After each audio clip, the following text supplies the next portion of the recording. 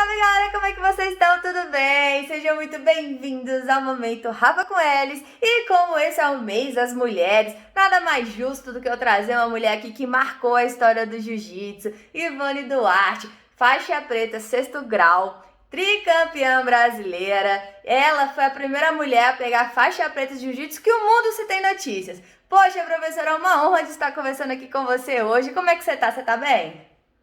Tudo bem. Então, estou bem. Vamos fazer uma boa conversa. Estou à sua disposição para a gente conversar sobre o jiu-jitsu, né? Que é essa coisa que nos une, independente de país, independente do lugar que a gente está.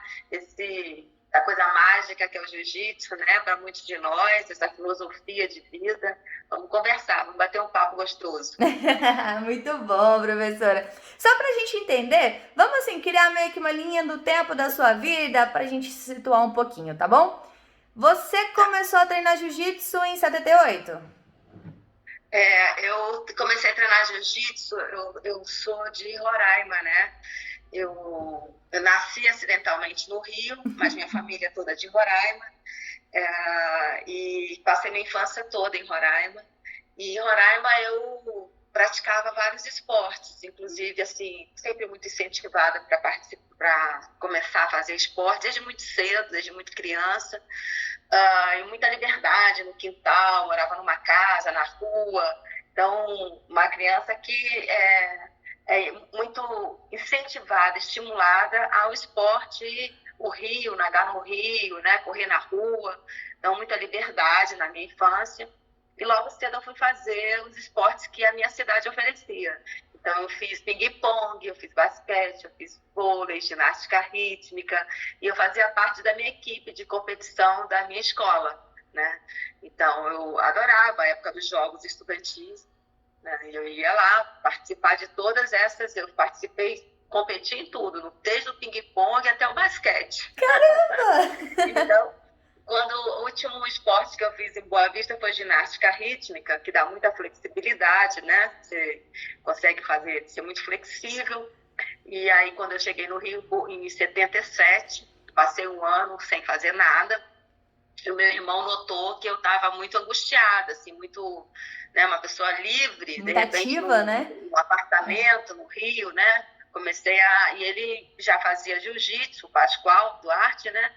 Ele já era faixa roxa de jiu-jitsu, aí ele me viu e disse, mana, vamos ver lá a academia de jiu-jitsu, talvez tenha uma turma de meninas, a gente está incentivando as meninas a fazerem, as irmãs, as namoradas, eles iam abrir um horário para mulheres, né?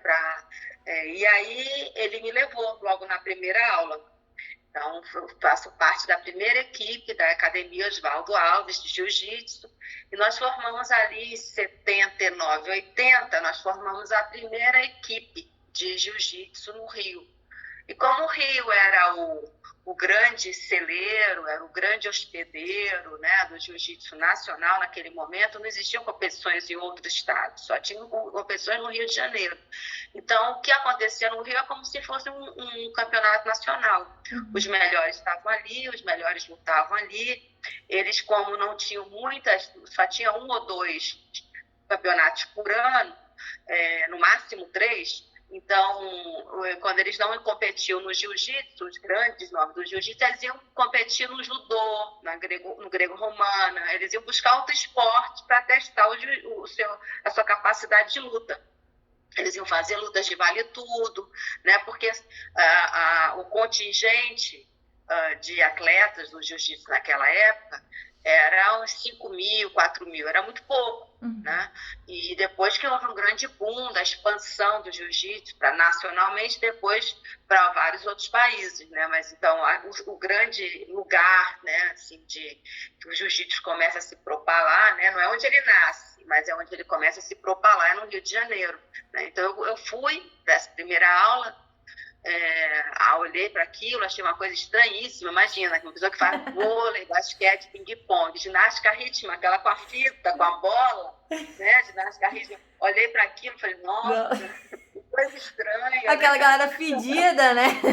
Toda suja. Isso, né? E aí eu fui assistir ele lutar, fui ver umas lutas do meu irmão, do Flamengo.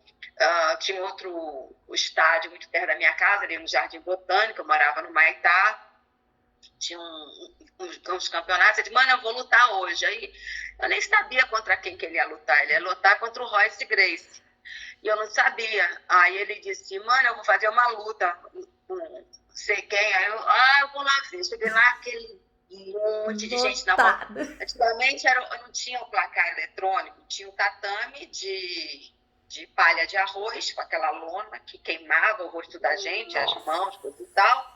Era aquela coisa mesmo de casca grossa, né? Então a gente ficava a 3 palmos do tatame. Os juízes ficavam afastando a torcida, ficava todo mundo em volta. Meu Deus! Todo mundo gritando, a gente praticamente entrava no tatame, se deixasse o povo entrar, né? Então era assim as lutas, era assim uma coisa meio não sei se você viu Mad Max, sim, aquela coisa do pessoal quase entrando, né? Era isso os campeonatos no Rio, né? E aí quando tinha uma luta aqui, quando se olhava, tinha outra na arquibancada, né? Assim, de uma certa forma que o ginásio no Rio de Janeiro, o jiu-jitsu foi perdendo espaço. O Flamengo não aceitava mais, porque tinha briga da galera, não sei onde não aceitava mais. Então o pessoal da Tijuca que ainda aceitava o jiu-jitsu uma época no Rio. Ficou com dificuldade de ter um ginásio para sediar as lutas. Campeonatos, né? Então foi assim que eu comecei a ver o jiu-jitsu. Foi da arquibancada, foi acompanhando meu irmão para assistir as lutas dele, foi vendo clássicos que depois viraram verdadeiros clássicos do jiu-jitsu. Dei uma luta do Rickson com o Sérgio Penha, dei uma luta do Royce, né? E com outra pessoa. Então fui vendo lutas clássicas, que naquela altura do campeonato a gente não sabia. O Cássio Cardoso, que fazia umas lutas lindas, né? Assim, ele era o supra-sumo de ganchos, né? Viu o Jacaré lutando, que era outro que sabia fazer como que uma guarda aberta, de gancho, maravilhosa. Então, assim, vi muitas lutas muito, muito bonitas que me incentivaram a tentar conhecer o tabuleiro. Eu digo que o jiu-jitsu ele é um xadrez feito com os corpos, né? É uma infinidade de combinações de técnicas, né? Mas que é o exercício feito com os nossos corpos, né? Então, eu comecei a querer entender esse xadrez, né? Então, comecei a estudar, a fazer, comecei a gostar. E quando eu vi, depois de 1 ano, eu já estava treinando 4 horas por dia, todos os dias, né? Já estava matando aula para ir para o jiu-jitsu, essas coisas todas. O pessoal dizia, vamos para a praia, eu dizia, não, eu tenho que subir ladeira. Vamos para o show, não, eu tenho que dormir cedo, porque amanhã eu tenho que ir para a praia correr. Então, assim, o jiu-jitsu me pegou, né? Me pegou a doença do jiu-jitsu. Falta aniversário de família, né? Falta um monte de coisa, mas a gente não falta o treino. Chega roxa no lugar, pessoal, roxa na coxa, o que é isso? Tá roxa? Não, foi só um treininho.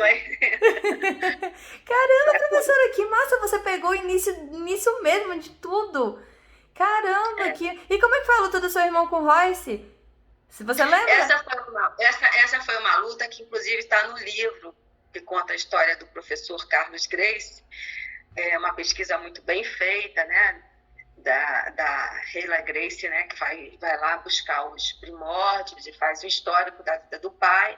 E ela fala dos momentos no livro do meu irmão. Ela fala que meu irmão ganhou essa luta do Royce, né? E foi uma luta que, na academia que a gente lutava, que é do Oswaldo Alves, a gente tinha sempre uma meta de finalização, porque a bandeira, se fosse com a bandeirada naquela época, não tinha o placar, não tinha juiz de bandeirola, tinha o juiz central, né? No máximo ele olhava para o lado para pedir a opinião de alguém, ou então quando ele não queria marcar o ponto. Então, como nossa academia não era da família Gracie, e muitas vezes quem era o juiz apitava sempre ou queria que os pontos fossem para o opositor, né, fossem para alguém da família, o meu irmão ia lutar contra o filho do Hélio Gracie. Então, ele foi preparado para finalizar. E nessa luta ele encaixou o armlock e o Royce bateu. Foi uma luta que meu irmão ganhou. Depois, no livro, ela de fato fala que o meu irmão teve uma aula de jiu-jitsu, que ele lutou contra o Royce, e o Royce ganhou. Não finalizou meu irmão, mas ganhou com muitos pontos, né? Então, eles sempre se encontravam. É como uma seleção feita por Zico, Pelé, mas não sei o que. É uma época de muita gente boa no jiu-jitsu. Então, você ia assistir as lutas, assim, com uma indefinição de quem ia ganhar, coisa e tal. De uma luta linda do João Rock com o Royce, que, assim, para mim, ele ganhou a luta. Né? Do que eu entendia de jiu-jitsu até ali, ele ganhou a luta, mas deram a bandeira, deu pro o Royler. Né? O Royler ganhou outra luta dele, mas teve uma que ele ganhou. Então tinha muito isso, as academias que não eram da família Gracie, embora todos nós fossemos uma grande família, né? Da família do jiu-jitsu. Tem muitas filmagens antigas que mostram que o juiz está olhando para o lado para marcar o ponto. Nossa! muitas lutas assim, né? E naquela época a gente não tinha ainda esse profissionalismo que depois a confederação foi imprimindo, né? Que o Carlinhos Gracie vai organizando, vai consolidando a Confederação Brasileira de Jiu-Jitsu, vai tornando ela, de fato, mais profissional, então, sem tendências para grupos, etc. e tal, para ter, de fato, as lutas ficarem justas, né? Mais justas, mais reais, né? Retratem mais o exercício que foi feito ali, a técnica que foi empregada ali para sobressair de fato o jiu-jitsu. Né? O que tem que sobressair é o bom jiu-jitsu. Né? Todos nós trabalhamos por um bom jiu-jitsu. Né? Então, isso é que tem que prevalecer. Então, se uma pessoa teve uma técnica melhor, o outro que treine mais para o outro campeonato trazer uma técnica mais evoluída, mais pura, mais limpa, mais técnica. Né? Então, esses mecanismos que a gente vai aprendendo no jiu-jitsu que fazem toda a diferença quando a gente vai chegando, vai se tornando faixa preta, você vai entendendo que, de fato, um bom jiu-jitsu é como você olhar uma luta de judô e um ippon lindo. Não é questionável, né? Não é uma coisa mais questionável. É um ippon e pronto, acabou ali. Né? Então, a aplicação de um belo triângulo, de um armlock, de uma chave bem dada, é isso, isso que a gente quer que prevaleça. Né? Mas com técnica. Né? Senão a gente vai tornar o jiu-jitsu o que ele não é.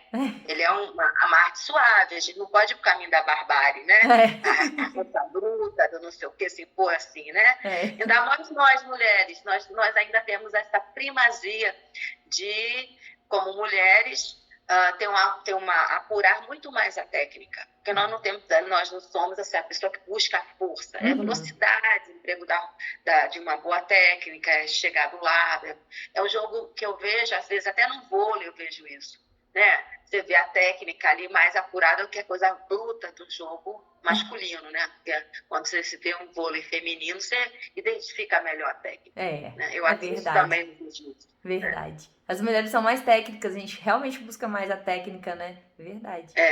Verdade. Eu acho. E você participou também, você foi uma das pioneiras quando tiveram as competições femininas, né? Foi você que falou com o Hélio, pediu, você fez tipo... A gente já estava treinando, já existia uma equipe no Oswaldo Alves e a gente queria um campeonato, a gente queria participar de campeonatos. E o Rickson era o presidente da Federação Carioca de Jiu-Jitsu. Ele e o secretário dessa federação era o Marcelo Bering. E aí nós tomamos coragem, né? Porque, imagina, era Rickson, era assim, o ícone do jiu-jitsu naquele tempo, era o cara, né? Então a gente num campeonato, assim, meio que puxando o kimono dele, falou, Rickson, a gente queria falar com você, porque a gente estava querendo fazer um campeonato, eu e a Marina, nós duas fomos tomando coragem, também era uma atleta do Oswaldo Alves, uma excelente atleta, uma pessoa muito técnica. Aí tomamos coragem e pedimos para ele. Ele olhou para o Marcelo Bering e falou, Marcelo, cuida disso. Mas vamos consultar primeiro o meu pai. Mas cuida disso. Aí passou esse campeonato, era um torneio, não lembro exatamente. Aí no outro que a gente se encontrou, aí ele veio dizer, olha, nós vamos fazer um campeonato, mas o de vocês é separado. Porque eles sabiam que nós estávamos, a Academia do Oswaldo, nós estávamos assim, digamos, um pouco à frente das outras academias na questão da divisão feminina. Então, se nós fôssemos todas entrar lá, E como a gente estava na frente, a gente tinha mais chance de ganhar. Isso ia gerar pontos para a academia, né? Então, eles separaram. Então, aí nós fizemos um torneio específico para nós. E eu estava, nessa ocasião, antes do campeonato começar, antes do campeonato, eu estava grávida, treinando, coisa e tal, e assim, 2 semanas antes, o Pedro nasceu, meu filho. Então, eu não participei desse primeiro campeonato. Eu pedi, eu fiz a gestão, coisa e tal, mas eu não pude participar. E aí, quem me substituiu na minha luta foi a minha prima, foi a Giane Schaud, uma excelente lutadora, que ganhou por ponto, pegou as costas da opositora, de uma menina que treinava no Carson, Grace. E aí o outro torneio que eles fizeram exclusivamente, aí já faz parte, e aí se torna o primeiro torneio feminino. Aí eu já entrei, foram 4 meses depois desse. Aí fizeram um torneio feminino, eu me preparei, tive 1 mês de preparação só, porque eu passei 3 meses. É isso que eu ia falar, teve pouco tempo que você ficou grávida, 4 meses depois de você ter tido filho? Caramba! O Pedro foi, eu dei de mamar assim, na beira do tatame para ele, coisa e tal, né? Isso foi há 35 anos atrás, né? Meu filho tem 35 anos. E aí foi esse primeiro torneio que ficou, nós ganhamos todas as lutas, as meninas da academia do Osvaldo, aí deram a premiação, foi bem bacana, aí já tinha televisão, já fizeram uma divulgação melhor, fizeram camisetas, teve patrocinador, já foi uma coisa assim mais bem organizada, elaborada, né? Sim. Organizada com as equipes, coisa e tal, foi bem bacana. Isso foi eles fizeram numa academia dentro de um shopping no Rio, lá em Ipanema, com camiseta, coisa e tal, teve patrocínio de uma marca, foi bem bacana. Aí depois desse torneio, aí começou de fato, a Federação do Rio sempre fazia um torneio para as meninas, e lá em Niterói, o Silvio, que era o presidente da federação, Silvio, não lembro o sobrenome dele, inclusive ele já faleceu, ele começou a fazer também torneios de jiu-jitsu feminino. Aí depois começou mais um, mais outro, de fato começou a ter um ritmo, e sempre tinha torneios ali na Barra. Eu já morava em Brasília, mas lutava no Rio. Então, assim, que aqui em Brasília não tinha. Quando eu cheguei em Brasília, não tinha torneio nenhum de jiu-jitsu. E aí eu pegava ônibus aqui, amanhecia no Rio e ia lutar. Então eu fui pro torneio lá na Barra, um torneio que teve, eu lembro que eu ganhei na faixa azul também, ainda na faixa azul. Isso, aí em seguida ganhei a faixa roxa, aí lutei na faixa roxa, aí já era um campeonato, já tinha um campeonato bem organizado. Tinha mais meninas, tinha chave de 3, 4, às vezes, no meu peso tinha sempre 3, 4, né? E o peso de cima 3, 2, às vezes, sabe? Já tinha, assim, uma turma que vinha da Zona Norte, que encontrava a turma da Zona Sul. Então, aí já começou a ter mais campeonatos femininos. Caramba! Mas foi assim que começou. Começou desse jeito, a gente pedindo, né? De uma certa forma, era uma reivindicação nossa, né? Para que tivesse o primeiro campeonato de jiu-jitsu feminino. A gente não estava preocupado nesse momento se a gente estava fazendo história, não estava fazendo história. A gente queria lutar, a gente queria testar se funcionava aquilo que a gente estava aprendendo na academia. Não era mais suficiente ficar treinando entre nós da mesma academia, a gente já queria testar isso. E naquela época as academias pouco se visitavam, as meninas não visitavam outra academia. Nós não tínhamos assim, porque os meninos até faziam visitas, iam lá, vinha gente do Carson treinar no Osvaldo, o Osvaldo ia treinar na Barra, na Grace Barra, na Grace Maitá, mas a gente não tinha, nós meninas não nos sentíamos autorizadas a fazer isso, pelo contrário, tinha um certo, olha, não vão sozinhas, não é para ir, tinha um certo veto a isso, sabe? Então, a gente teve que ir ganhando, assim, conquistando espaço, né? Esse espaço, conquistando espaços, representatividade, um certo grau de emancipação, né, feminina, né? A gente está nos anos 80, que é o auge, né, da redemocratização do país, a gente estava saindo de uma ditadura, então começa uma redemocratização, começa a vir vozes de mulheres e outros esportes, que a gente também diz, vamos desbravar o jiu-jitsu, vamos começar a conquistar espaço emancipatórios, de representação, de ocupação de espaço, né? Começamos a fazer esse movimento, né? No jiu-jitsu também. Era uma fase muito boa de estar ocupando esses espaços, né? Que eram até aquele momento mais fechado para as mulheres, né? Caramba! Aí você veio pra Brasília, mas aí Brasília não tava tendo campeonato, mas tinha como você treinar aqui ainda.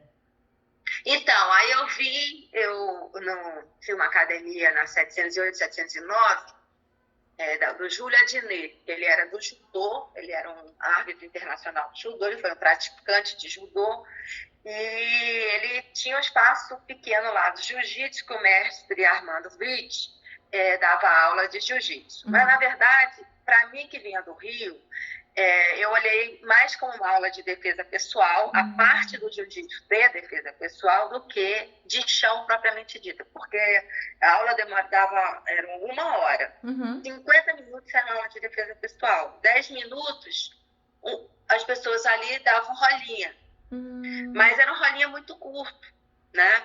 Então, aí como eu muito respeito ao mestre Armando, que é um dos nossos grandes mestres, eu comecei aos pouquinhos a mostrar algumas posições para as outras pessoas. Ele me pedia, Bonezinho, ele me chamava de Bonezinho, bota aqui, como é que é esse joelho na barriga, que não sei o quê. E aí os meninos que treinavam com ele, aí pediram para treinar comigo, eu comecei a dar uns rolas com os meninos. Aí a Parra perdeu o pescoço de uns 2, 3, de 80 quilos. Eu estava muito treinada naquela ocasião, estava treinando para a competição. Até eu lembro do Fritz, né, que era um desses alunos do professor Armando. Ele disse que eu machuquei o pescoço dele, encontrei com ele no iate. Ele disse, até hoje dói meu pescoço. Brincadeira dele, brincadeira. Mas comecei a dar umas escolinhas para algumas pessoas ali, inclusive umas pessoas da capoeira que estavam migrando para o jiu-jitsu. Dei algumas aulas durante algum tempo, 1 ano, 2, para essas pessoas. E foi assim, aí eu como não tinha um jiu-jitsu assim, muito competitivo, o meu professor me sugeriu, o Osvaldo, que eu fizesse aula de judô aqui em Brasília, que tinham grandes mestres do judô aqui em Brasília. O mestre Miura, que tinha sido campeão pan-americano, o Shiozawa, ele citou vários mestres. Aí eu fui atrás das academias de judô aqui para treinar, mas não falei nada para o pessoal no Rio que eu estava treinando judô. O Oswaldo disse, não fale nada, treine de uma forma nipônica. Falei, tá certo. E de fato, eu tenho uma posição na vida durante muitos anos, no meu trabalho, assim, trabalhei na Câmara há 15 anos, as pessoas não sabiam que eu fazia jiu-jitsu. Ali eu trabalhava, fazia o meu trabalho de assessora parlamentar, etc. E tal. Eu nunca falei que eu fazia jiu-jitsu. Eu sempre reservei o jiu-jitsu assim como um instrumento meu de defesa, como atleta, né? Mas não falava, né? Não achava bom eu deixar isso reservado. Então, era nesse caminho também com o mestre Miura. Então, eu comecei a fazer aulas com ele. Aí ele me disse, olha, Ivone, quinta-feira é o dia que eu dou aula de Nevasar, chão. Então, aí você mostra umas posiçõezinhas, aí você não precisa pagar a academia. Aí foi bom, porque aí eu não tinha mesmo grana. Então, aí eu fui fazer aula com ele, eu treinava segunda, quarta e sexta. Aí, quinta-feira eu ia e dava aula lá, mas mostrava umas posições para o pessoal do judô. E a gente fez uma grande amizade, eu fiz uma grande amizade com o mestre Miura. A gente saía para jantar no restaurante japonês, a gente conversava sobre lutas. E aí ele disse, olha, Ivone, todo final de treino eu vou treinar um pouquinho com você. Aí ficava em pé na frente dele, ele me dava queda, me dava umas 50, 60 quedas por noite, até o ponto que eu cheguei para ele, mestre, mas eu só faço cair, né? Aí ele falou, olha, quando você ficar na minha frente, em pé, você tá boa de judô. Isso nunca aconteceu, né? Eu fiquei muito tempo em pé na frente dele. Mas, de fato, ele me ensinou um golpe. Ele disse, olha, Ivone, você é destra, mas como você nunca fez judô, eu vou te ensinar um golpe, 2 no máximo, e eu vou te ensinar como se você fosse canhota, te ensinar pela esquerda. Eu falei, mas mestre, eu sou destra. Ele falou, não, mas você não faz mal. A aplicabilidade de um golpe depende da sua permanência, da sua disposição, da sua paciência de aprender. E o aprendizado, como você vai sair do zero, você vai aprender e vai dar, pode deixar que você vai dar queda pela esquerda. Então, ele me ensinou um seotoshi de esquerda. De fato, eu treinei muito esse seotoshi, eu fazia mais de 1000 entradas, né? Assim, para aprender, suava, caía. Ele me ensinou, e eu fui lutar o campeonato de faixa roxa no Rio, e aí ninguém sabia. Só o meu professor, Osvaldo, claro que sabia, e o meu irmão, evidentemente, o Pascoal sabia, só eram as 2 pessoas. Ó, tô fazendo umas aulinhas de judô, só falei isso. Aí quando começou o campeonato, a menina andou pra cima de mim, não deu nem um minuto de luta, pá, derrubei, caí do lado. E aí, né, quando acabou, não tinha como eu dizer que eu não estava fazendo judô, né? Como é que dá uma queda dessa no seu toche? Puf, assim, né? Então, aí depois eu ganhei esse campeonato e depois aí o pessoal perguntou, eu disse, eu tô fazendo mais escolinha lá, tô fazendo mais aulinha. Aí foi muito interessante, porque de fato, se a gente olhar a origem do jiu-jitsu não existia essa divisão entre as técnicas em pé e as técnicas de chão, não existia. O Jigoro Kano, quando vai fundar o judô, ele tira o chão. Mas originalmente, era junto, tanto no Japão quanto na China, o jiu-jitsu era uma coisa só. Né? Tanto é que o jiu-jitsu é o pai e a mãe de todas as lutas. Se você olhar debaixo desse guarda-chuva do jiu-jitsu, tá o taekwondo, tá o aikido, tá o karatê, tá o judô, né? Então, as lutas, elas saem desse... Tanto é que a gente, olhando várias lutas, você vê movimentos, você observa técnicas do jiu-jitsu. Então, quando o meu professor sugeriu fazer judô, eu achei muito interessante, porque ia ser uma complementariedade daquilo que eu não tinha desenvolvido, né? E ele me deu muita força, o Mura foi extremamente ético, de uma dignidade incrível, e me ensinou outras coisas, da dimensão mais filosófica das lutas, né? Que precisava, de fato, dessa complementariedade, né? Essa paciência que eles têm, né? Essa coisa de amadurecer uma técnica, um movimento, né? Estudar muito isso, né? Então, depois eu comecei a levar esse princípio, né? Pro meu jiu-jitsu, né? Então, estudar melhor esse gancho, estudar melhor essa reversão de guarda, estudar melhor esse movimento para complementar, então, um jogo, né? Um conjunto de técnicas, né? Então, foi assim. Então, Brasília, eu tive isso mas eu nunca dei aula efetivamente, sem antes ser faixa preta. Eu tive como princípio. Embora naquela época eles autorizassem faixa roxa, faixa marrom da aula, quando não tivesse faixa preta, eu nunca me vali disso. Porque achei que eu não deveria fazer isso.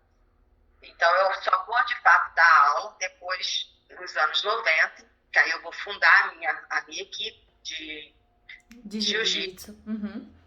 Black Belt, né? Eu fundei a equipe Black Belt em Brasília, que eu vou dar aula na Academia Dom Bosco, na Academia Trainer, na Academia de Polícia Militar e na CM. Eu dava aula em 4 academias e trabalhava na Câmara, no gabinete do deputado Fernando Gabeira, primeiro mandato dele. Então, assim, eu corria muito no meu dia a dia. Eu dava aula na Academia de Polícia Militar de meio-dia a 1h30, na hora do meu almoço. Então, eu saía da Câmara rapidamente, de meio-dia e 15, aliás, até 1h30. Eu saía meio-dia e 15, saía e entrava no tatame no final das Açu, na Academia de Polícia Militar, para dar aula. E aí, à noite, de manhã cedo, 6 da manhã, eu estava no tatame dando aula na CM. E à noite eu dava aula na Dom Bosco, depois descia para dar aula na Trainer. Então, era assim, uma corrida. Meu Deus, que correria! Eu corria bastante. Eu tinha um Fusca nessa época. me deixava na mão e eu pegava um táxi e chegava nos lugares. Mas deixou na mão do que ajudou, né? Pois é. Então é isso. Então, assim, nos anos 90 eu fundo a primeira equipe. E aí quando eu recebi a faixa preta e começa efetivamente a dar aula, né?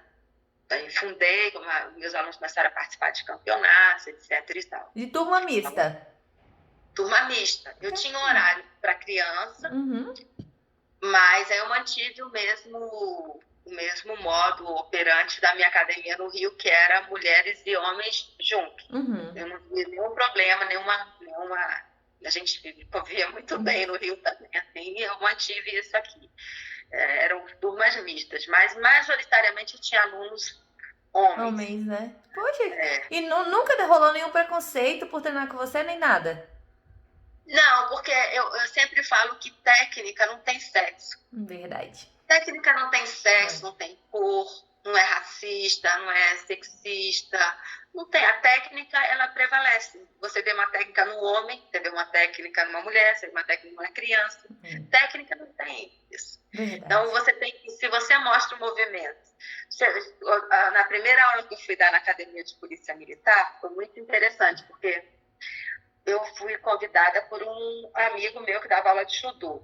Ele disse, Ivone, tem uma turma que quer aprender jiu-jitsu e eu queria te apresentar para o comandante lá da Academia de Polícia Militar para você dar aula.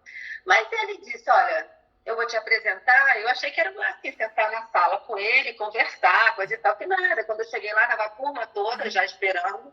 Meu Deus! Porque os alunos dele de judô que ele ia me passar para começar a dar aula. Ele disse, olha, leva o kimono. Eu cheguei lá com o kimono e o comandante já estava avisado que ia chegar lá um professor para dar aula de jiu-jitsu. Aí ele chega, aí ele diz, aí o professor entra para me apresentar, o instrutor. Aí ele disse assim, mas cadê o professor de jiu-jitsu? Não é ela mesma. Aí olhou assim, como quem disse, ela? É isso aí! Aí o meu amigo, que é o Altair Bezerra, né? O Tim, ele virou e tal, Ivone, aperta logo o pescoço de alguém aí para ganhar moral. Aí eu fui mostrar uma posição, coisa e tal, eu peguei o maiorzão lá dos cadetes, daí eu falei, quando você puxar na gola e puxar aqui para apertar, posso apertar, posso, o cara ficou roxo, não queria bater para mim, ele foi ficando roxo, eu apertando, aí ele bateu assim, todo sem graça. Então é isso, é porque a técnica ela vai prevalecer, ela vai... Então, eu ia mostrando os movimentos, né? De fato, eu estava chegando do Rio muito treinada, com muita informação de escolinha. Isso ganha, né? As pessoas vão ganhando, porque elas vão vendo que tem efetividade o jiu-jitsu. Pode ser qualquer pessoa, pode ser uma criança, pode ser uma mulher, pode ser um ancião de jiu-jitsu, um grande... Mostrou uma posição de efetividade, a pessoa vai dizer, pô, vou repetir, vou ver se funciona, vou botar no meu jogo. Então, é isso que ganha. Não sou eu, não é Ivone. É a técnica que está prevalecendo, entendeu? Eu sempre confiei muito nisso, né? E a gente que sabe jiu-jitsu, né? Como você sabe jiu-jitsu, você sabe o que funciona, né? Então, quando você fica tranquila, né? Isso vai dando tranquilidade pra gente. Então, se a gente não desconfia, a gente não fica olhando se a pessoa vai desconfiar, a gente diz, faz, repete. Faz de novo, né? Então, você vai mostrando a efetividade do movimento. Isso vai ganhando confiança, né? Então, eu nunca tive segurança com ensinar jiu-jitsu, porque eu conhecia a efetividade da técnica, da luta, da arte, dos mecanismos, dos diversos mecanismos que tem, né? Então, é isso. E quando você veio para Brasília também, você ajudou muito, né, a dar aula. Então, acabou que tá no seu sangue, no seu DNA também ensinar, né? Então, facilitou para você isso, né? Eu acho que assim, o jiu-jitsu entrou muito cedo na minha vida. Eu tenho 42 anos de jiu-jitsu. Caramba! Então, você começou com 14 anos, não foi? Eu tenho 57 anos. Né? Então, já tem muito tempo que eu faço, né? Então, de faixa preta já tem 31, né? Então, você vai... É algo que já está em você, você já incorporou na sua vida, né? Você introjeta. Eu já introjetei, né? Tantos valores do jiu-jitsu que Eu uso muito em reunião. As pessoas perguntam assim, mas como que o jiu-jitsu pode ser usado numa reunião, Ivone? Eu penso, bom, vou abrir a guarda, o tal argumento, vou passar com esse argumento. Então, a lógica do meu raciocínio, eu coordenei o Conselho Federal de Psicologia, né? Fui 10 anos coordenadora do Conselho. Então, eu ia para reunião com o prestador de serviço, ia fazer reunião sobre licitações, né? Então, eu sempre pensava, como é que eu vou passar essa guarda? Como é que eu vou chegar no objetivo que eu quero, que é a impressão dos cartazes, que seja bem feito esse evento, coisa e tal. Então, eu sempre pensava com a lógica do jiu-jitsu. Então, eu hoje em dia ensino esse método de como você utilizar como liderança, né, para as reuniões, como é que você faz para utilizar esses mecanismos que o jiu-jitsu nos dá. O jiu-jitsu, ele tem muito, as pessoas às vezes olham para um produto do jiu-jitsu, do ponto de vista de mercado, do ponto de vista de uma lógica de capital. Mas se você olhar do outro lado, de uma lógica social, de uma lógica de abrir diálogos, de abrir possibilidades, você também utiliza o jiu-jitsu. Você tem que, aí, depende de como você introjetou o jiu-jitsu em você. Aí a diferença de quem usa o jiu-jitsu como uma arte ou só como uma força bruta. Então, se você lapida bem o jiu-jitsu na sua vida, ele é um parceiro para diversidades, para momentos de fragilidade, para questões cognitivas, questões de liderança, entendeu? É verdade. Não, você aplica em tudo na sua vida, né? Você, em tudo a presença do jiu-jitsu. Por isso que é uma arte tão apaixonante, né, professora? Por isso que você, que praticou todos os esportes, largou tudo e ficou só no jiu-jitsu. É bom demais. E aí, professora, você também fundou uma defesa pessoal na UNB, não foi? Um projeto? Você foi a pioneira nele, não foi? Sim, eu levei esse projeto de defesa pessoal numa perspectiva de... Não sei se você recorda que na UNB, há uns 4, 5 anos atrás, houve um caso de um feminicídio. Né? E é bom a gente explicar esse conceito de feminicídio para as pessoas. Quando as pessoas estão mortas simplesmente por serem mulheres, né? Que é o ódio à mulher. Quando se mata a mulher simplesmente por ser mulher. Porque ela disse não para o namorado, e o namorado levou ela para o laboratório de química. Não sei se você lembra disso. Ela era uma estudante de química e tinha um namorado, estudante de química. Ele não aceitou que ela disse não, seduziu ela com uma última conversa no laboratório. Ele já tinha armado todo o cenário, tapou as janelas do laboratório, já tinha pego o produto para fazer ela desmaiar, etc. e tal. E aí depois ele queimou o corpo da moça. Ela foi morta dentro do campus universitário. Isso marcou muito a UNB. Porque, para além do feminicídio, estavam acontecendo muitos casos de estupro dentro do campus ou perto do local onde os estudantes pegam ônibus. Né? Então, eu tive uma reunião com a professora de um projeto chamado Escuta Diversa, que é para tratar da violência no campus da universidade em diversas perspectivas, né? De perspectiva simbólica, psicológica, física também, várias formas de violência. Então, nós fizemos uma conversa e daí esse projeto de defesa pessoal foi incorporado a esse projeto maior, que é a Escuta Diversa. Então, ele existe, hoje tem aulas, né? Agora, no tempo da pandemia, por conta de ser um esporte de contato e por ser uma iniciativa de contato, a defesa pessoal está suspensa, né? Mas estava durante 3 anos, depois que nós introduzimos, ele estava sendo implementado por 2 outros professores, né? Que é o professor Maxi, aqui no campus Darcy Ribeiro, e pelo professor Marreta, no campus da Ceilândia. Hoje ele existe nos 2 campos da universidade, o projeto, que é para minimizar, para tratar a questão da violência contra mulheres, contra gays, trans, pessoas que se sintam ameaçadas ou que sintam que precisam tomar iniciativas porque não houve uma política pública que tenha alcançado elas. Né? Então, assim, eu sempre falo que esse não é um projeto que a gente tem a pretensão de substituir a política pública. Política pública de segurança, de iluminação, de ter um campus de fato, que proteja seus alunos, tem que ter. Uhum. A defesa pessoal é o último recurso que a pessoa tem, é quando fica ela e o agressor. Uhum. É quando só tem essa possibilidade, né? Então, eu digo que é sempre bom não precisar e saber, né, do que precisar e não saber. Tem que saber, verdade. Defesa pessoal é isso. Então, e também o outro princípio que eu tenho falado sobre esse projeto é que em hora nenhuma eu dou aula como um princípio de que nós temos que substituir o papel do agressor. A gente tem que parar a ação dele sem se tornar o agressor. Então, o jiu-jitsu é uma luta da não violência, não é? Sim. Por princípio. Então, nós temos que parar o movimento do agressor quando ele vem numa tentativa de estupro, numa tentativa de tapa, sem que eu tenha que passar a ser o agressor, a ameaçar a vida do outro, né? Sim. Então, a aula basicamente ensinava movimentos de defesa pessoal voltados para esse programa. Então, eu perguntava como é que aqui na hora do almoço, no banheiro, então, situações de alunos trans na universidade que foram agredidos no banheiro, pelos marrentos, pelos fortões, não sei o quê. Falei, como é que foi a posição? Então, eu ia estudar cada um desses pontos dos alunos e aí adaptar a defesa pessoal e jiu-jitsu para a defesa dessas pessoas.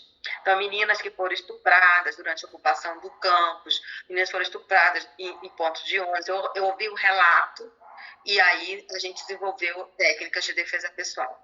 Porque isso é uma coisa que eu acho, sabe, que nós do jiu-jitsu deveríamos encarar como sendo algo como uma mola de funcionalidade do jiu-jitsu. Para que eu pensei depois de anos praticando jiu-jitsu, para que serve o meu jiu-jitsu? A que eu vou destinar o meu jiu-jitsu? Então, esse projeto ele se encaixa nessa minha questão, nessa minha pergunta. Eu posso ensinar pessoas que são indefesas, crianças, mulheres, indígenas, negros, mulheres negras que são as mais agredidas no nosso país, né, que morrem, né, estão aí, infelizmente, nas estatísticas. Eu posso colocar ele, dar uma destinação para esse meu conhecimento a serviço desses segmentos vulnerabilizados. Então, foi isso que eu fiz com esse projeto. Foi dar aula nessa perspectiva dentro do campus da universidade para os alunos e para a comunidade. Se inscreve os alunos primeiro. Se sobrar vagas, se inscreve pessoas da comunidade.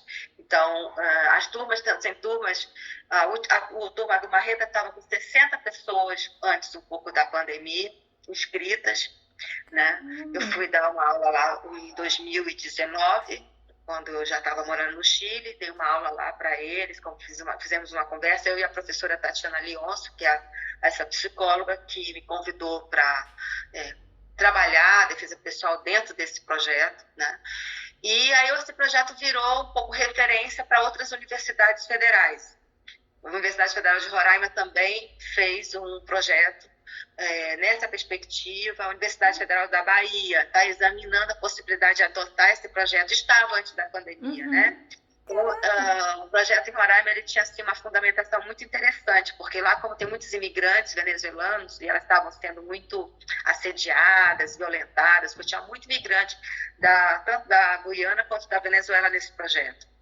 E aí tinham 3 centros que faziam parte desse projeto: a sociologia, a psicologia e a antropologia. Eram três professores responsáveis por esse projeto. E aí com pesquisas, estudando o fenômeno da violência, como na UNB também essa pretensão de estudar, ter artigos científicos sobre esse projeto, né? Então, são sementes que a gente lança, né? A gente lança sementes, né?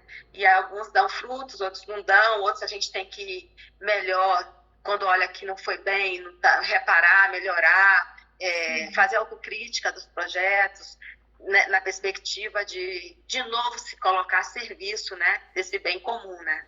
Caramba, que projeto legal, professora! E para o Chile, pretende levar também? Então, no Chile, eu conversei com uma pessoa, tem uma bancada feminina, que eu fiz uma conversa para colocar o projeto na Universidade Federal do Chile. Mas as universidades federais no Chile, elas não são como as nossas, elas não são públicas.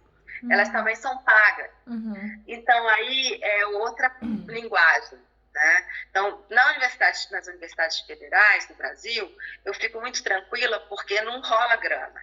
Uhum. E é mais fácil de você abrir um diálogo, né? Porque você chega, a pessoa vai olhar de cara que você não quer dinheiro, não está ali falando a linguagem financeira, Uhum. e aí te ouve com uma atenção. Na Universidade do Uhum. Chile, eu fiz a proposta, em seguida começaram as manifestações, né, que muito fortes no Chile, foram suspensas as aulas, né, presenciais, etc. Então, e depois veio a pandemia. Então, o diálogo ficou interrompido. Hum. Mas, claro que onde eu estou, eu tenho vontade De levar de, pra lá. de levar adiante, né? Aham. A minha Pô, temporada na Itália eu também levei adiante, eu levei o projeto, eu passei 3 anos lá, 2 anos e meio, quase 3. E aí a gente conversou, né, sobre o projeto. Eu fiz algumas falas em alguns lugares, cidades pequenas, menores, mais aham. históricas, do jiu-jitsu. É muito bacana, uma troca assim, de conversa com as Mas pessoas. você vai morar nesses outros lugares por causa do jiu-jitsu ou pro seu trabalho, da sua vida mesmo? Não, o meu marido, ele trabalha no organismo internacional. E Hum. aí nós fomos para lá, eu saí do meu Seu emprego. emprego aqui Uhum. formal, e aí eu fui acompanhando ele e falei, o que que eu vou fazer, né, com toda a minha inquietação? Eu vou estudar e vou tocar o jiu-jitsu. Que legal. Aí tá levando pra onde você passa, tem jiu-jitsu atrás. Você sempre deixa a sementinha. Que Eu vou no legal. rastro, eu vou sentindo o cheiro, eu vou catando, vou conversando. Poxa, legal, professor, esse projeto. Foi por isso que você foi pra Fátima Bernardes? No encontro? A Fátima Bernardes tinha acontecido uma situação de abuso de uma moça num ônibus numa cidade de Caxias, se eu não me engano, no Rio Grande do Sul.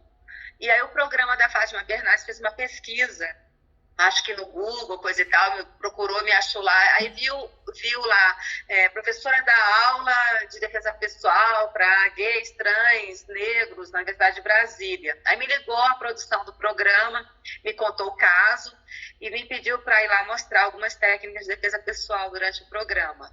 Aí eu fui mostrar lá um pouco de salto, estava de salto, né? Aí ela falou assim, você quer tirar um salto? Eu falei, não, tem que mostrar que funciona de salto também, né? Porque ela é situação de rua, né?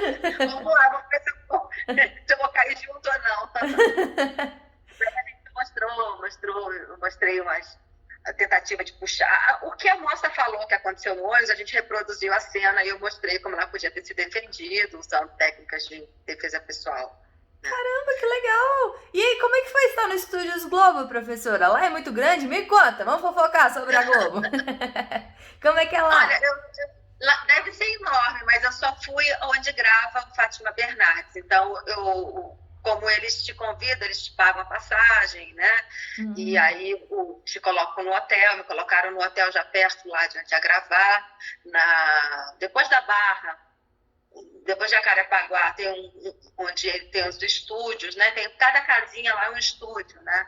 Aí vem o carrinho, te busca na recepção, te leva exatamente para onde você tem que ir. Que Aí você chique! perguntou, né? Se eles servem um lanchinho, serviram um lanchinho. Ah, você viu? Era um lanchinho bom ou foi um lanchinho mais ou menos? Olha, eu só comi o queijo, umas torradas e umas frutas. Mas tinha lá salame, tinha outras coisas lá. Eu fiquei com medo de na hora vir junto, né? Eita! Mas depois não pode comer, não? Depois? Acabou o programa, foi lá, não? Não, aí eles chamam para almoçar, coisa e tal. Poxa, É, que chique! é. Poxa, vale a pena. E você viu algum famoso tirando a Fátima lá? Ou não? Tava chegando lá para gravar alguém. Agora eu não lembro mais, já faz uns 3 anos que eu fui lá, né? Eu não lembro bem. Aí eu sei que a turma toda estava olhando, vai entrar não sei quem. Aí, um apresentador do programa da tarde. Eu vou te dizer uma coisa, assim, cá entre nós. Mas Eu não tenho nem televisão. Então é meio difícil, né? Atualmente na minha vida não tem nem televisão. Meus filhos não gostam de televisão. Então, quando eles assistem mais os programas que eles escolhem no computador, coisa e tal, eles aboliram a televisão. Então, não estou lembrando muito do nome das pessoas. Estou meio defasada. Poxa, mas foi bom, valeu a pena ter ido lá. Foi uma experiência legal de estar lá. Onde a gente pode levar o jiu-jitsu, né? Onde a gente pode mostrar o trabalho, sobretudo das universidades. Eu acho ele muito interessante, eu acho um projeto numa perspectiva assim mais humanitária, né? Uma perspectiva assim de emancipatória para a mulher, né? E que trabalha essa questão da violência de gênero, né? Onde a gente pode levar mostrando todas essas possibilidades que o jiu-jitsu, né? O jiu-jitsu traz, né? Pode, né? Fornece para as pessoas. Eu acho muito bom. Acho legal. Não, é importante, muito bom. E aí você também deu aula para os seguranças da ONU? Como é que foi isso? Então, aqui em Brasília tem a Casa da ONU, né? E é um curso que eles já fazem, os funcionários de todas as agências da ONU, que são várias, são mais de 10 agências, né? Ali está a Unesco, aí está a OIT, tem várias agências da ONU ali, né? Então, eles me chamam a OPAS, né? Da questão da saúde, a Acnur, que trata da questão dos imigrantes. Então, eu fui convidada para dar o primeiro curso para as mulheres da ONU e das agências da ONU, porque foi a primeira vez que a ONU fez um programa todo voltado de defesa pessoal para as mulheres que vão para campo. E muitas vezes essas mulheres que trabalham na ONU vão para países em situação de guerra, em situação de zonas de conflito, vão para áreas assim muito ermas, né? E elas dizem que quando vão trabalhando, elas estão sozinhas, às vezes só tem uma outra companheira de agência, né? Então voltam para casa em lugares escuros, coisa e tal. E aí há um curso já, né, de segurança para todos os funcionários da ONU, que é assim, de dicas, como se comportar em hotel, são mais sugestões de comportamentos defensivos. Eu chamo de comportamento. No curso que eu dei, eu dividi em duas áreas: os comportamentos defensivos e técnicas de defesa pessoal. Quais são esses comportamentos defensivos que você pode ter? Por exemplo, é até o que eu digo para minha própria filha, que tem 23 anos, que é universitária, é não andar na rua com o celular na mão. Eu sei que é muito difícil para a juventude, para vocês é muito difícil pensarem primeiro na segurança do que na mensagem do crush. Né? Primeiro que olhar a mensagenzinha, aí depois quer ver onde está. Então, durante o curso, eu nessa parte de comportamentos defensivos, eu falo desde essa questão do celular, até onde estacionar, onde localizar onde você está. Eu dou várias dicas, entendeu? Então, de comportamentos defensivos. Depois eu entro nas técnicas mesmo de defesa pessoal, né? Então, é um curso que eu digo para elas: olha, vocês estão tendo uma pincelada do que não vai funcionar se vocês não fizerem isso sistematicamente. Porque a defesa pessoal ela tem que funcionar por reflexo. Você tem que, a pessoa te agarrou, você já tem que dar a queda. Então, você não pode parar e pensar: peraí, o que a professora disse? Eu baixo primeiro, puxo o braço primeiro, aí faço a base, depois que eu jogo. Isso não tem esse tempo. Não dá esse tempo quando a pessoa vai te estrangular, vai te pegar na rua e vai te dar um mata-leão. Então, vocês estão tendo uma pincelada. Aí, daí a gente pensou em desenvolver um curso mais permanente para elas, né? Que fosse assim de condicionamento mesmo, né? Condicionado com continuidade. Eu não posso chegar num lugar desse e enganar as pessoas dizendo que elas aprenderam, viram aquilo que vai funcionar. Elas próprias vão saber que não vai funcionar. Então não podemos enganar. Nós trabalhamos com a verdade, né? Nós trabalhamos com a vida das pessoas. Eu não posso botar essas pessoas em risco. É muita responsabilidade. Então, no curso eu vou falando desses comportamentos defensivos, que vai desde essa coisa do celular, né? primeiro conhecer o território que você está, que lugar é esse que eu estou. Até quando você vai no restaurante que você nunca foi, você tem que olhar onde é que está a porta. Nós de jiu-jitsu temos essa obrigação de, peraí, vou ficar de frente para a porta, vou saber quem entra nesse lugar, entra armado, não entra armado. Até porque agora nós vamos ter uma sociedade armada no Brasil. Né? Nós vamos ter, não vão ser só os operadores das polícias que vão ter armas, né?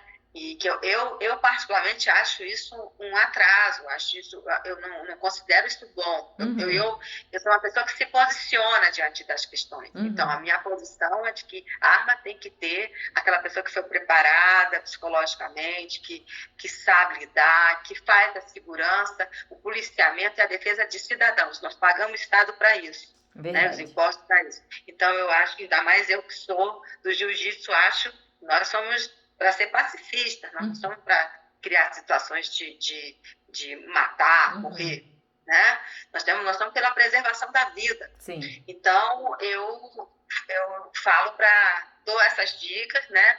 E eu já dei aula lá 3 anos seguidos, né? Fazendo esse acompanhamento, né? Sempre vem questões novas, né? Sempre pergunto outras coisas, então o curso ele é muito dinâmico, porque mudam também as regras de segurança da própria ONU, eu tenho que estudar isso, né? É um curso ele é um curso rápido, eu considero rápido, mas tem a ideia deles de a gente fazer um curso de continuidade, tem esse projeto de fazer um curso de continuidade. E foi a primeira vez na ONU, né? Então, assim, a gente inaugurando um outro espaço para o jiu-jitsu. Caramba, que legal, professora, assim, eu acho que nem eu gosto muito de conversar com as meninas. O jiu-jitsu é muito importante para todas as mulheres, né? Porque o jiu-jitsu já é uma defesa pessoal. Claro que quando você ensina em situações, né? Mas o jiu-jitsu por conta própria, já de você praticar, você já vai aprender pontos fracos, você já vai ter um contato maior com isso. Então acaba que é interessante para você se proteger, é importante você praticar o jiu-jitsu. E principalmente também campeonato, né? Porque no campeonato, ele é o ápice do momento de você ter a adrenalina, porque o problema também, quando acontece assuntos de violência, é porque às vezes no momento você fala, gente, e agora? O que eu vou fazer? Não tem reação. E acaba que o campeonato meio que te prepara pra isso, porque lá você tem o juiz, você tem a pressão das pessoas, você tem a adrenalina da sua semana de ter se inscrito no campeonato, que é aquela coisa do seu estômago, você não consegue dormir. Então, assim, acaba que o campeonato te deixa muito próximo disso, então, pra você reagir e não pensar, né? Porque no campeonato, a maioria das lutas, a maioria dos movimentos, seu corpo faz por conta própria. Você só pensa na hora, às vezes vai finalizar, algumas coisinhas. Porque se você deixar pra pensar em todos os movimentos, vão te finalizar, você não vai ganhar. Acaba que seu corpo vai agir por conta própria. Então é isso que você falou na defesa pessoal, né? Não dá pra chegar lá e pensar, o que a professora ensinou? Aqui eu agarro, aqui eu abaixo, o que eu faço? Não, seu corpo tem que agir. Então é muito importante praticar o jiu-jitsu por isso, que acaba que seu corpo age, né? Por conta própria. Ele tem que estar automatizado já, né? De tantos preparos, de tanta disciplina, de tanto estudo, de tanto se colocar o seu corpo na posição correta, de saber como é que desenvolve aquele movimento. Ele tem que estar automatizado na hora de uma defesa, né? Numa luta, você pode até, de uma certa forma, na luta, mesmo que você não sabe o componente do teu adversário, da tua adversária, de uma certa forma você sabe o que você pode fazer. Se você é um cidadão na rua comum, você não sabe o que você pode fazer diante de uma tentativa de uma paulada, de uma puxada do teu braço, né? Muitas meninas em situação, que eu ouço muito a turma na UNB, quando eu dei aula, ouvi muito. Aí falaram, olha, uma das formas que eles seduzem para o Boa Noite Cinderela, para dar coisa e tal, primeiro é puxar a gente. Você está indo para o banheiro, puxa para o bar. Como é que puxa? Puxa a mão assim. Então, vamos passo a passo ver isso aqui. Como é que faz essa defesa? Como é que você se defende disso? Para você ir preparando as situações, né? Aí depois, assim, elas vão falando assim, olha, eu tive relatos de meninas que foram seduzidas e depois deram para elas a mistura, né, do Boa Noite Cinderela, elas apagarem para ir rolar o estupro por 2, 3 pessoas, né? Então, esses relatos, Ela dizia, olha, eu vi assim uns flashes na minha frente, de pessoas diferentes na minha frente. Então, onde é que começou? Vamos trabalhar a questão. Então, numa luta, em um certo momento, você sabe das possibilidades que o adversário tem. Nessa situação de rua, você não sabe, ainda mais se você é cidadão comum, se não está. Imagina, um lutador já tem que estar muito bem preparado para se defender na rua. Uma lutadora. Uma pessoa comum tem uma dificuldade enorme. Porque, primeiro, que se apertar no pescoço de uma pessoa comum, ela já começa a se bater a um... Entendeu? A gente sabe quantos segundos a gente pode segurar o corpo. Uhum. Como que fecha o queixo para a mão não entrar. Então, aí entram as técnicas, né? Então, assim, você preparar uma pessoa comum que não sabe nem dar uma cambalhota, você tem que começar lá do zero. Uhum. Esse projeto começa do zero. Começa desde do aprender a cair, dar rolamento. Eu tive alunos que não sabiam dar cambalhota, que começaram o projeto, que tinham 20 e poucos anos para defesa, que não sabiam. Saíram sabendo dar armlock, sabiam dar estrangulamento, sabiam as defesas, empurrar com as duas pernas quando a pessoa tentar o estupro pela frente, como é que dá a queda com o estupro por trás. Então, foram um ano e pouco, né, de aula que eu dei seguida. Aí depois eu passei as turmas, que aí eu fui embora. Né? Então, isso daí é dedicar, aprender não é uma coisa simples, né? Então, para você aprender, aprimorar, colocar o jiu-jitsu, potencializar o jiu-jitsu para aquele tipo de necessidade que traz a defesa pessoal, não é um trabalho fácil. Muito de estudo, tem que aprimorar mesmo, tem que estudar cada questão. Eu estudei as estatísticas da Polícia Militar de Brasília. A maioria das mulheres, elas morrem em casa. 66% das mulheres que sofreram o tipo de violência foi em casa ou pelos seus companheiros. Aí você tem que estudar qual a maioria, o quê? Asfixia, facada. Por trás, pelo lado, aí você tem que estudar isso, para colocar isso dentro de uma possibilidade de conseguir, né, aprimorar as técnicas para fazer a defesa. Então, não é uma coisa assim, é baseado numa realidade brutal que nós temos, né? Então, tem que se debruçar sobre isso, aí descrever a técnica, né? Isso tudo. É verdade. E é assim, o triste, né, professora, que infelizmente tem muita mulher que morre, tem muita mulher que sofre essas agressões de uma forma, assim, que nem o estrangulamento, assim. Cara, um jiu-jiteiro sabe muito bem, que nem você falou, do nada você vai abaixar o pescoço, sem você pensar, você já encolhe o seu pescoço, porque como você tem o costume muito de, no jiu-jitsu, de se defender, né, de colocar a sua orelha entre os ombros, então acaba que é triste, cara, é triste só pelo fato da mulher nunca ter feito jiu-jitsu, isso fez com que ela não tivesse reação. Talvez se ela tivesse tido o contato com a luta, se ela tivesse sido incentivada no esporte, né? Que você sempre foi incentivada. Eu também sempre fui. Então isso é um ponto positivo. Mas a maioria das meninas não. Infelizmente, na nossa sociedade, os meninos são muito incentivados. Eles dão bola, vai brincar na rua. As mulheres não. As mulheres são incentivadas a ficar em casa, brincando de panelinha, brincando com boneca. Então é uma coisa da nossa sociedade isso. Ainda bem tá mudando. Tá mudando. E aí, é triste de ver que, cara, você poderia ter se salvado, você poderia não ter sido agredida se você praticasse jiu-jitsu. É uma coisa tão assim... E é tão bom essa arte, né? É uma coisa tão gostosa de praticar, não é uma aquela... Ai, meu Deus, vou lá no jiu-jitsu. Não é uma obrigação. E nem você falou, você praticava um monte de arte, um monte de esporte, mas quando veio o jiu-jitsu você se apaixonou. Porque é apaixonante. É verdade, é verdade. Então... É isso. Mas muitas pessoas não chegam numa academia por dois fatores, assim, que eu acho que são fortes. Primeiro, que não há disponibilidade, quase não há, de que seja praticado nas escolas públicas ou privadas, de uma forma que não onere no custo. É muito raro você ser oportunizado para uma criança, para quem está no ensino fundamental, até no ensino médio. Você pode contar nos dedos aqui em Brasília quais as universidades, quais as escolas que disponibilizam defesa pessoal, jiu-jitsu, né? Então, tem uma questão que é uma questão econômica. A outra tem a falta de conhecimento, porque durante muito tempo nós somos vistos como sendo arruaceiros, os meninos praticavam, que é eles que batiam, coisa e tal, papapá, papapá. Um caso virava um grande caso, né? Pensava aquilo ali, virava uma coisa e tal. Então, nós temos que ser esses agentes dessa mudança, do que é o jiu-jitsu, para que serve, a serviço do que está.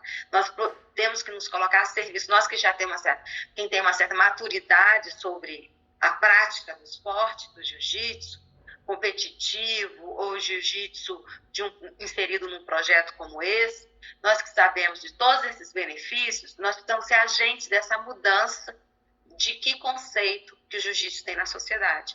Porque senão, se ele continuar sendo visto como uma prática só de marrentos, só de não sei o que, a gente, ao invés de aproximar as pessoas para usar dele de uma forma saudável, afasta. Ou só traz aquelas pessoas que já querem usar ele mesmo num sentido que não é o que deve ser usado. Sim. Né? Então, acho que nós temos que ser esse agente da mudança. Eu acho que nós, mulheres, sobretudo, temos que ter esse compromisso de recolocar, de ressignificar o jiu-jitsu como sendo uma prática saudável, uma prática que pode te dar toda essa amplitude de possibilidades, tanto na defesa, quanto no jiu-jitsu competitivo, quanto no MMA, sob uma outra perspectiva. É verdade. Né? Não, eu até, no Dia das Mulheres, eu fiz até um vídeo falando sobre isso. Eu falei a importância do jiu-jitsu para as mulheres e todo dono de academia tem que ter um horário feminino lá. Por mais assim, eu sou a favor de mulher treinar com homem. Eu sou a favor do treino misto, porque, com os homens você consegue, é outra força, Sim. outro estilo, então é importante você treinar. Mas a vantagem da aula feminina é porque ela fica atrativa, ela chama, então é fácil de uma mulher ir treinar se tem só mulheres. Porque a nossa luta, infelizmente, ela não é chamativa. Na verdade, que nem você falou, quando você foi fazer, você olhava, nossa, a galera fica aquele monte de suor, a galera se agarrando. Então, assim, é meio complicado no começo você querer fazer. Depois você faz e você se apaixona. Mas até você fazer, dar esse passo, você fala, não gosto de contato, não. E aí, então, a importância do jiu-jitsu feminino é essa, porque ela chama atenção. Você vê outra mulher fazendo, se aquela menina ali consegue, então eu vou. E aí vai chamando, aí você vai fazer, você vai gostar, e depois você vai ver, tá faltando todos os esportes, tá faltando festa de família pra fazer jiu-jitsu. Verdade. Então, é importante isso. E outra coisa que eu acho que é muito importante também, é uma mulher puxar o treino feminino. Não adianta também só o homem puxar, porque, a gente tem algumas questões que é legal você conversar com uma mulher. A gente tem TPM, nós mulheres temos muitos hormônios, tem muita coisa que passa que é melhor você conversar com outra mulher. Então é interessante que eles tenham uma presença feminina como responsável por aquela turma. Por mais que às vezes ela não seja graduada, mas é interessante ele passar, poxa, não, você é responsável por essas meninas. Então, qualquer problema, meninos, fala com ela. Então é legal criar essa conexão, porque a gente se espelha em outra mulher. Você vê outra menina fazendo, gente, eu quero ser igual a ela. Agora você tem um professor, você quer ser igual ao teu professor? Não, difícil você vai querer ser igual a um homem. Não tem como, biologicamente falando, geneticamente falando. Agora você vê outra mulher, você chama atenção. Então é muito importante toda a academia ter um treino feminino e esse treino ser puxado por uma mulher. E todas as mulheres têm que fazer jiu-jitsu. É muito importante, né? Ainda mais nos seus cursos. Você, como você dá curso de defesa pessoal, você sabe muito bem falar sobre isso, né, professora? Dá um recado aí pra essa mulherada que não pratica. Não, acho que é importante a gente desmistificar o que é o jiu-jitsu para as pessoas que não conhecem, né? Ele é um esporte saudável, que trabalha a questão cardiovascular, e ao mesmo tempo que você vai conhecendo técnicas, mecanismos de se defender a você, a seu filho, as pessoas que você gosta perto de você, vai te melhorando também como pessoa, torna mais tolerante, mais paciente, te ensina a possibilidade de você negociar, fazer reuniões, ele não é só meramente um esporte, né? Ele ultrapassa essa questão só do esporte competitivo, né? À medida que o tempo vai passando, você vai praticando, você vai introjetando muitos outros valores, né? Que são importantes e princípios, né? para você se tornar uma pessoa, de fato, de muita dignidade, muita sensatez, de muita lucidez, de tranquilidade, né? Eu acho que é isso que a gente tem que explorar. Acho que bacana quem não conhece ainda que vá numa academia, que assista uma aula, que tente fazer uma primeira aula, né? Que conheça todas as diversas escolas que existem, que não existe só uma escola de jiu-jitsu, existem várias escolas, né? E que possa comparar e ver os benefícios também, dar benefício para as mulheres do corpo bonito também, tem a questão estética, né? A questão da saúde, né? Tudo isso. Acho que é um esporte muito completo, né?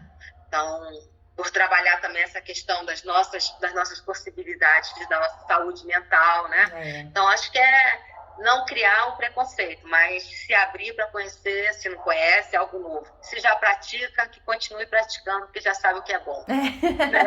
Perfeito! Ai, meu Deus! Bom, professora, adorei conversar com você. Tá, eu tô muito feliz, muito honrada por começar com a primeira mulher a pegar a faixa preta de jiu-jitsu. Meu Deus! Ouvi as histórias aí, como é que era a competição antigamente, o tatame duro, Você tem tido competição aqui em Brasília? Muita! Aqui em Brasília, professora, até que fiquei de cara.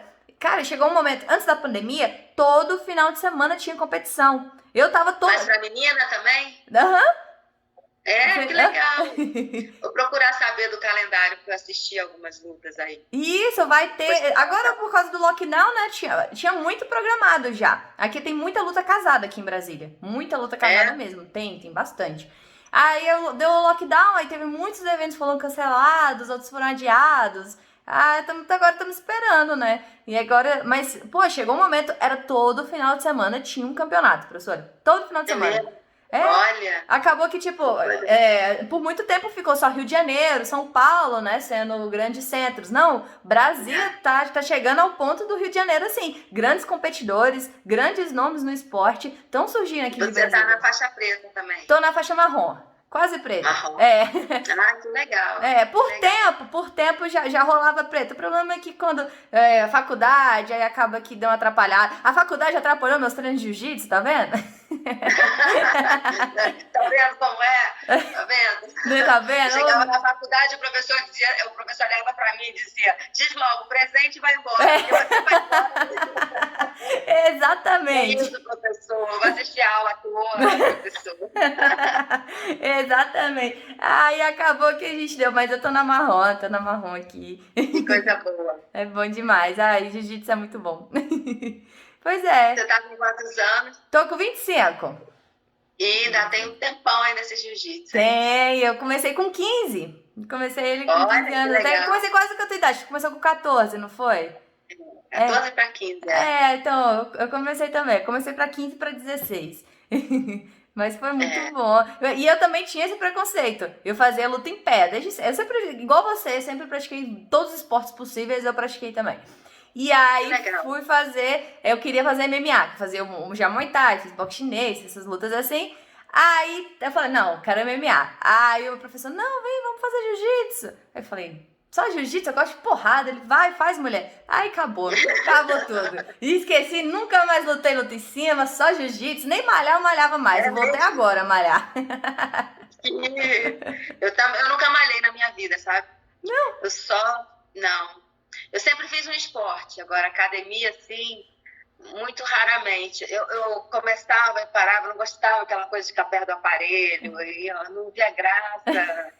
Não, sabe? A aula de ginástica, ficava correndo. Nossa, que coisa mais sem graça. Mas é verdade. Mas, enfim, agora eu preciso fazer, né? Porque fortalecimento. é necessário. Na minha idade já não é uma questão nem de querer, preciso fazer, né? Então, quando acabar a pandemia, eu vou encarar uma academiazinha, né? Eu nunca gostei muito. Eu fazia um tempo e parava. Nunca tive assim um ano para ter feito academia, nunca. Eu acho que nem 3 meses seguidos eu fiz. Eu sempre tive 2, sempre parava. Então, é verdade assim, a musculação em si, você tem que gostar, porque é chato mesmo, é maçante, tipo, pô, vai lá, 3 de 10, beleza, pega o peso, guarda o peso, próximo exercício. Você não tá aprendendo uma coisa, que nem o jiu-jitsu. Pô, você tá lá, tu aprende a matar leão, tu aprende a passar uma guarda, tu apanha, tu aprende a bater, enfim, é muita coisa, então você tá aprendendo, é legal isso. Então, eu queria falar pra todo mundo. Primeira coisa, você tem que buscar, pra praticar esporte, atividade física, tem que buscar algo que você gosta, né? Que você se identifique, que você aprenda. Porque realmente só musculação é chato. Você tem que gostar pra estar lá. Então, a importância dela é porque, ainda mais pra gente, jiu-jiteiro, lesiona demais, né? E aí é bom pra você fortalecer essas articulações, essa musculatura, né? Pra proteger. Então é importante por isso. Mas faz um treino rápido e volta pro jiu-jitsu que dá tudo de bom. Eu tive poucos machucados. Eu só lembro assim de um machucado grave que eu tive, foi no joelho esquerdo, no final de uma luta, que eu já estava ganhando, aí minha perna ficou presa assim, sabe? E machucou, deu uma esgarçadinha no ligamento cruzado, assim, mas não chegou a romper, ainda bem. Aí ficou inchado um tempo, eu fiz um pouco de fisioterapia, uns 6 meses, mas eu não sinto mais, assim, passou. Eu fiquei um tempo sem poder fazer corrida, né, assim, porque eu fazia explosão, né, dar uns piquezinhos rápidos. Aí eu fiquei um tempo sem fazer, meu joelho melhorou. Mas, e aí eu tenho problema também de vários discos da coluna, a vida inteira eu tive, desde os meus 13 anos, tenho problema de discoartrose, uma artrose nos discos. Aí com a idade vai piorando, né? Vai cortando mais. Mas queda, eu me dando muita queda, então cortando um pouquinho mais. Então, às vezes eu tenho umas crises assim, de discoartrose. Mas eu nunca me rendi a isso, sabe? O médico diz, não, olha, eu nem dizia que eu fazia jiu-jitsu quando eu ia no ortopedista. Senão ele ia dizer assim, mas não pode, como é que você vai fazer um negócio com essa disco? Eu nem dizia. Nunca disse isso pro médico. Tomara que nenhum deles escute aí, nenhum médico meu. Porque ele ia dizer, pra que você... Não, você não quer ficar boa, né? Você fica aí... Mas eu tenho as minhas crises horríveis que eu nem conseguia levantar. Aí eu ia fazer acupuntura com o mestre Vu. Aí ele botava umas agulhinhas em mim.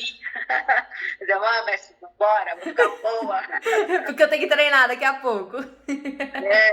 Chegava torta lá, ele me arrumava de novo. Ficava mais torta, equilibrada. Mas ainda pratica, professora? Você ainda luta? Eu luto com algumas pessoas. Eu agora já não luto assim como... Eu luto assim, quando eu vou visitar o João Roque, aí eu dou um rola com ele. Aí quando eu encontro meu irmão, a gente dá um treino. Sim. Quando eu encontro com o meu amigo Tim, a gente tem um lugar que a gente vai treinar aqui aos sábados. Aí eu sei que ele não vai me machucar. Porque assim, eu já sou meio, né, machucada, de idade, etc e tal. Eu não posso agora, né, ficar numa onda de... Não é porque eu sou faixa preta 6º grau que eu vou botar agora minha faixa... A prova. A prova, né?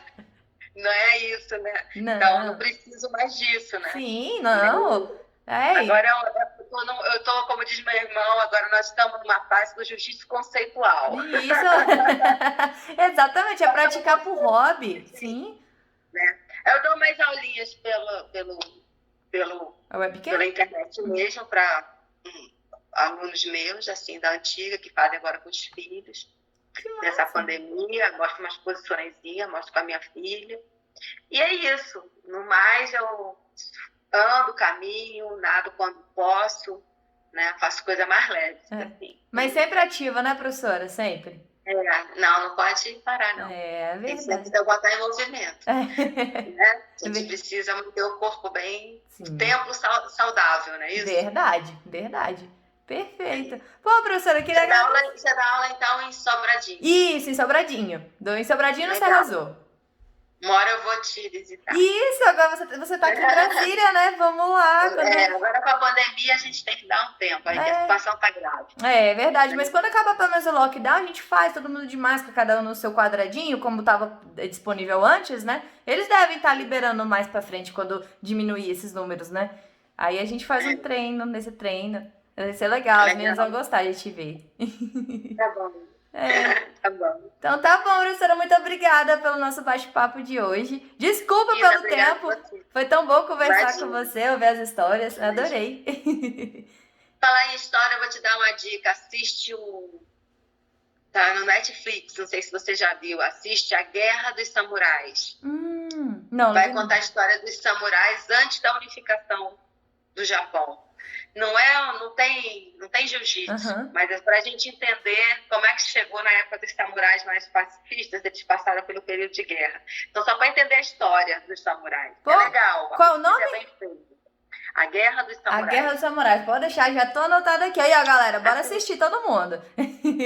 Dica da Então Ivone. tá, valeu. Fechou. Tudo de bom para você. Pra você também, Também. professor. Muito obrigada. Então, galera, estamos ficando por aqui. Esse foi aí o bate-papo com a Ivone Duarte. E espero que vocês tenham gostado. Até a próxima. Tchau, obrigado. Tudo de bom.